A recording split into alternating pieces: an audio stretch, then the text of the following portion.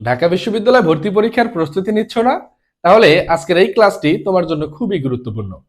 প্রতি বছর ঢাকা বিশ্ববিদ্যালয় ভর্তি পরীক্ষায় আসা বিগত সালের প্রশ্নগুলো থেকে আমরা একটা সিদ্ধান্তে উপনীত হতে পারবো যে আসলে আমার কোন টপিকটা পড়া উচিত এবং কোন টপিকটা স্কিপ করতে পারবো। আজকে আমি ইংলিশ ক্লাস 1 ঢাকা বিশ্ববিদ্যালয় ভর্তি পরীক্ষার প্রথম ক্লাস নিয়ে হাজির হয়েছি। আমি ধারাবাহিকভাবে অন্যান্য বছরের প্রশ্ন ব্যাংক এবং অন্যান্য বছরের প্রশ্ন অ্যানালাইসিস করে তোমাদের একটি সিদ্ধান্ত দিতে পারবো যে ভাইয়া কোন টপিকগুলো বেশি গুরুত্বপূর্ণ। আজকে প্রথম ক্লাসে আমরা মোটামুটি 10-12টা প্রশ্ন নিয়ে আলোচনা করব যেগুলো বিগত সালে এসেছিল। আমরা প্রথম যে প্রশ্নটা দেখছি সেটা হচ্ছে the express not only dash is leg but also dash is joint. এখানে নট অনলি এবং বাট অলসো থেকে আসা একটা প্রশ্ন, এটা হচ্ছে প্যারালেলিজম থেকে আসা একটা প্রশ্ন, যেটা আমরা জানি আগের অংশ যে অবস্থা পরবর্তী ভার্ব সেম অবস্থায় থাকবে, অর্থাৎ আগের ভার্ব এবং পরবর্তী ভার্বের কোনো প্রকার পরিবর্তন করা যাবে না। একটা জিনিস মাথায় রাখো, বিশ্ববিদ্যালয় ভর্তি পরীক্ষার জন্য আসলে ভাই সব টপিক বেশি গুরুত্বপূর্ণ না। আমার এই ক্লাসগুলো করার মাধ্যমে তুমি আইডেন্টিফাই করতে পারবা তোমার কোন টপিকগুলো স্কিপ করা এখনো সুযোগ আছে। আমরা প্রথমে যে অংশটা লক্ষ্য করি, এ নাম্বার অপশনে আছে ব্রেকস আর হচ্ছে ডিসলোকেট।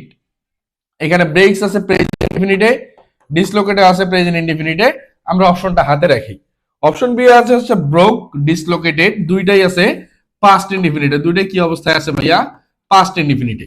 এরপরে ব্রোক ডিসলোকেটিং, এটা আছে পাস্টে, এটা আছে আইনযুক্ত অবস্থায়। সুতরাং দুইটা অপশন সেম অবস্থায় নাই, এইজন্য সেম অপশনটা দিলাম। ডি নাম্বার ব্রেকিং ডিসলোকেটিং, এই দুটো অপশনও মোটামুটি আইনযুক্ত অবস্থায় আছে, আমরা অপশনটা হাতে রাখি। এখন ভাইয়া মেইন যে ফ্যাক্টরটা, the accident not only dash is leg but also dash is joint, এই কাজটা যখন সম্পাদন হয়েছে এটা কিন্তু প্রেজেন্ট ইনডিফিনিট টেন্সের কাজ না।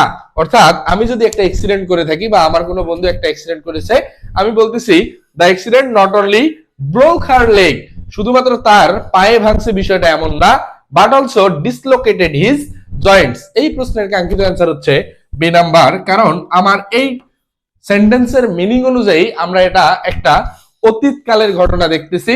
সুতরাং এ নাম্বার অপশনে যে প্রেজেন্টে আছে এটা হওয়ার কোনো সুযোগ নাই। ডি নাম্বার আইনযুক্ত অবস্থায়, কাজটি তো চলমান না ভাই, কাজটি কি চলমান? অবশ্যই না।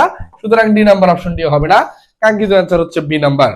তাহলে তুমি একটা প্রশ্ন দেখে বুঝতে পারলা যে ভাইয়া প্যারালেলিজম যে পার্টটা আছে এই পার্ট থেকে ঢাকা বিশ্ববিদ্যালয়ের প্রশ্ন করে থাকে। পরবর্তী প্রশ্নটা লক্ষ্য করি, it was the first time that dash the book, it was the first time, এটাই প্রথমবার that, এই that যুক্ত একটা ক্লোজের প্রথম অংশ আছে কোন অবস্থায় ভাইয়া? it was, অর্থাৎ পাস্ট ইনডিফিনিট অবস্থায় আছে। প্রথম অংশ যদি পাস্ট ইনডিফিনিট হয় তাহলে আমরা জানি পরবর্তী ক্লোজটা অবশ্যই হবে হচ্ছে পাস্ট পারফেক্ট, পরবর্তী ক্লোজটা অবশ্যই হবে হচ্ছে পাস্ট পারফেক্ট। তাহলে আমার একটা অংশ যেহেতু পাস্ট ইনডিফিনিটে আছে, পরেরটা লাগবে পাস্ট পারফেক্টে। টেন্স থেকেও আসলে ঢাকা বিশ্ববিদ্যালয় ভর্তি পরীক্ষায় প্রশ্ন আসতে পারে, যেটা আমরা লক্ষ্য করলাম। তাহলে এখানে অপশন এ আছে হচ্ছে আই সাবজেক্ট, রিড হচ্ছে ভার্বের বেস ফ্রম, তাহলে এই নাম্বারটা পাস্টে নাই, কেটে দিলাম।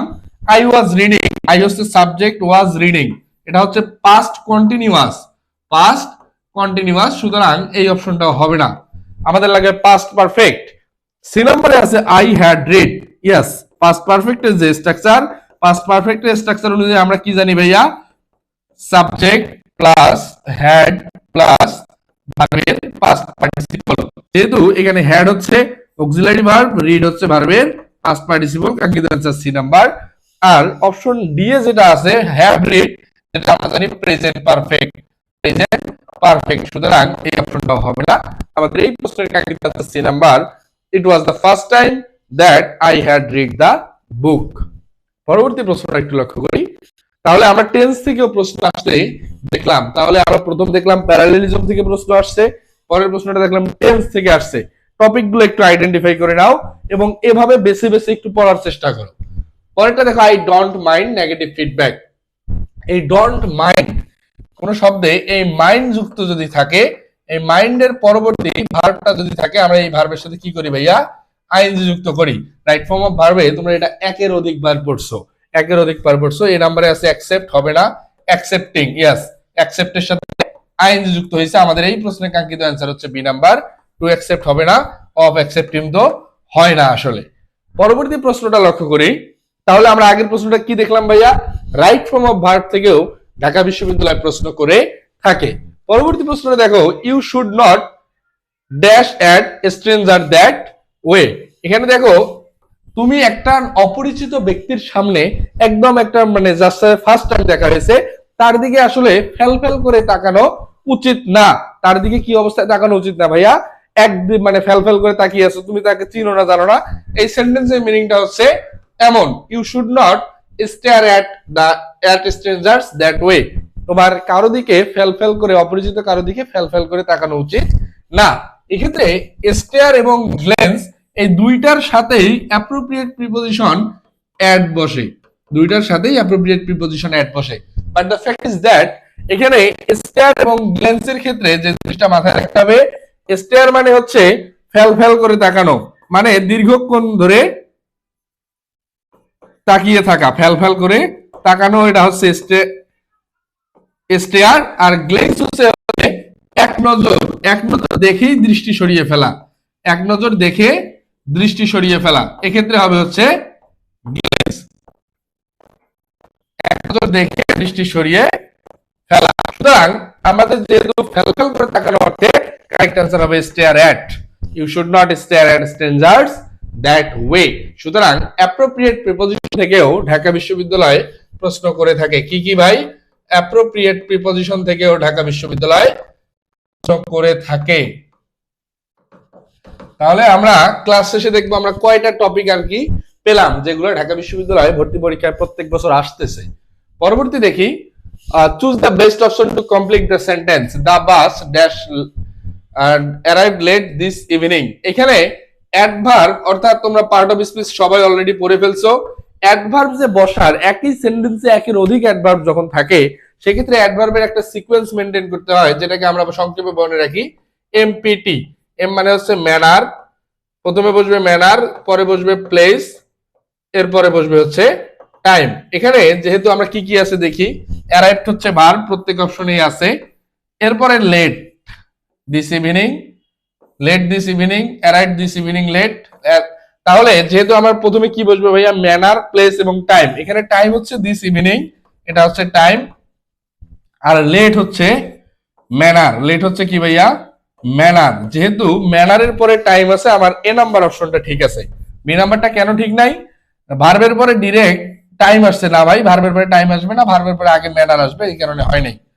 অ্যারাইভড লেট দিস ইভিনিং, এখানে ওয়াজ অ্যারাইভড আছে, ওয়াজ অ্যারাইভড তো প্যাসিভ অবস্থায়, আমার প্যাসিভের কোনো অপশন এখানে দরকার নাই, সি নাম্বারটা হবে না। হ্যাজ অ্যারাইভড হচ্ছে কি ভাই, প্রেজেন্ট পারফেক্ট টেন্সে আছে এবং দিস ইভিনিংটা আগে আছে, ডি নাম্বার অপশনটি হবে না। তাহলে আমাদের এই কোশ্চেনের কাঙ্ক্ষিত answer A number, the bus arrived late this evening. The bus হচ্ছে এখানে কি ভাই, দ্য বাস হচ্ছে সাবজেক্ট, অ্যারাইভড হচ্ছে ভার্বের past form, late manner adverb of manner, আর দিস ইভিনিং হচ্ছে অ্যাডভার্ব অফ টাইম। এই সিকোয়েন্সটা একটু মাথায় রেখো, এমপিটি, ম্যানার, প্লেস, টাইম, এটাও আমাদের ঢাকা বিশ্ববিদ্যালয় ভর্তি পরীক্ষায় প্রশ্ন করে। পরেরটা লক্ষ্য করি, I will have a glass of milk at night. এখানে আমরা একটা জিনিস লক্ষ্য করব, ন্যারেশন চেঞ্জের ক্ষেত্রে, ন্যারেশন ঢাকা বিশ্ববিদ্যালয় ভর্তি পরীক্ষার খুবই একটা পছন্দনীয় টপিক, ন্যারেশন থেকে প্রশ্ন আসলে আসবে। ন্যারেশন চেঞ্জের ক্ষেত্রে একটা জিনিস মাথায় রাখবা, সর্বপ্রথম অক্সিলারি ভার্বকে, অক্সিলারি ভার্ব যেটা থাকবে এর যদি পাস্ট করে অনেক সময় ন্যারেশন করা যায়। আমরা এখানে লক্ষ্য করি আই উইল আছে, এই উইলটার পাস্ট ফর্ম ন্যারেশনে কি বসবে ভাই, উড। তাহলে কোন কোন অপশনে উড আছে, অপশন এ আছে হচ্ছে উইল, বি এ আছে ক্যান, সি এ উড, ডি এ আছে মাইট। একটা অপশনে কারেক্ট অ্যান্সার সি নাম্বার। তুমি যদি ন্যারেশনের কিছুই না জানো, তুমি কিচ্ছু পড়োনি জীবনে ন্যারেশনে, তারপরেও কিন্তু অ্যান্সার করা যাবে। Just point to the point, একটু স্পেসিফিক টেকনিক গুলো শিখে রাখো। ঢাকা বিশ্ববিদ্যালয়ে চান্স পাওয়া ভাই আসলে খুব বেশি কঠিন না। পরবর্তী লক্ষ্য করি, because of its global status and colonial history, English is often considered to have, এটা ভোকাব বেসড একটা প্রশ্ন, ভোকাব বেসড একটা প্রশ্ন। আমরা একটু লক্ষ্য করি, English is often because of its global status and colonial history. যেহেতু ইংরেজরা সারা পৃথিবী শাসন করেছে, তাদের একটা গ্লোবাল স্ট্যাটাস আছে এবং কলোনি স্থাপন করার মাধ্যমে তাদের একটা কলোনিয়াল হিস্টোরিও আছে। English is often considered to have, তাহলে কি তাদের এখনো কিন্তু ভাই পুরো বিশ্বে একটা আধিপত্য, এই আধিপত্যের ইংরেজি হচ্ছে হেজেমনি, আধিপত্যের ইংরেজি হচ্ছে হেজেমনি। তাদের এখনো পুরো বিশ্বে একটা আধিপত্য বিরাজমান, তাদের এখনো পুরো বিশ্বে একটা কি ভাই আধিপত্য বিরাজমান। এই আধিপত্যের ইংরেজি কিন্তু ভাইয়া হেজেমনি। সুতরাং কাঙ্ক্ষিত অ্যান্সার হচ্ছে হেজেমনি, ভোকাব বেসড প্রশ্ন।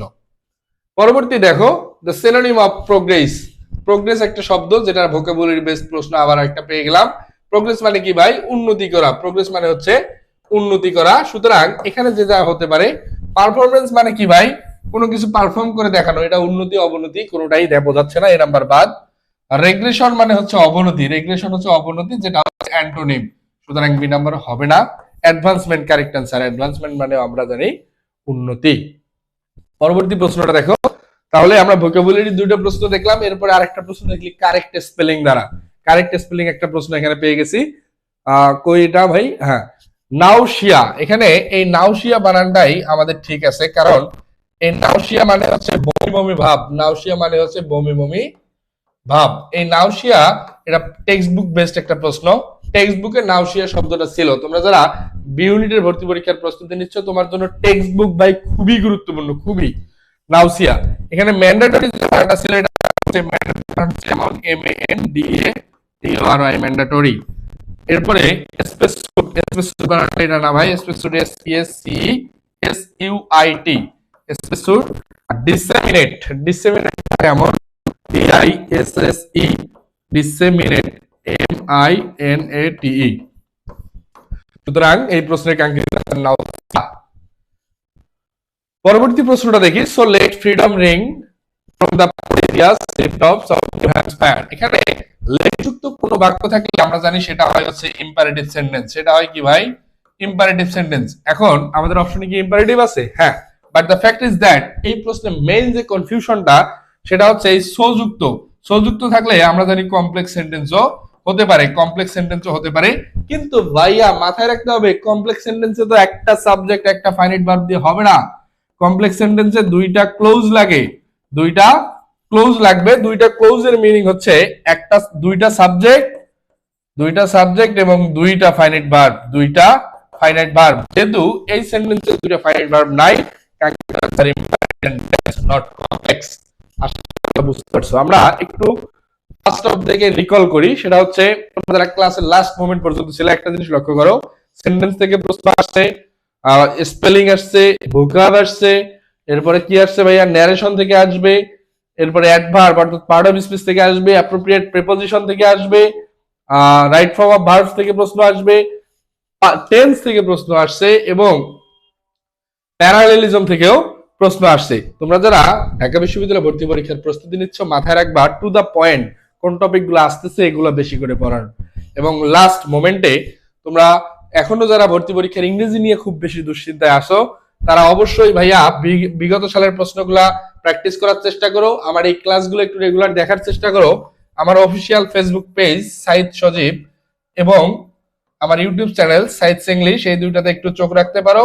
ইনশাল্লাহ তোমরা ঢাকা বিশ্ববিদ্যালয় ভর্তি পরীক্ষা সহ যে কোনো বিশ্ববিদ্যালয় ভর্তি পরীক্ষার ইংরেজি অংশের একটা কমপ্লিট প্যাকেজ মোটামুটি আমি ডিস্ট্রিবিউট করার চেষ্টা করি।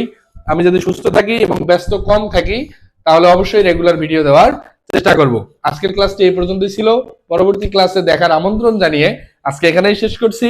দেখা হবে তোমার স্বপ্নের বিশ্ববিদ্যালয় ঢাকা বিশ্ববিদ্যালয় ক্যাম্পাসে ইনশাল্লাহ। আল্লাহ হাফেজ, আসসালামু আলাইকুম।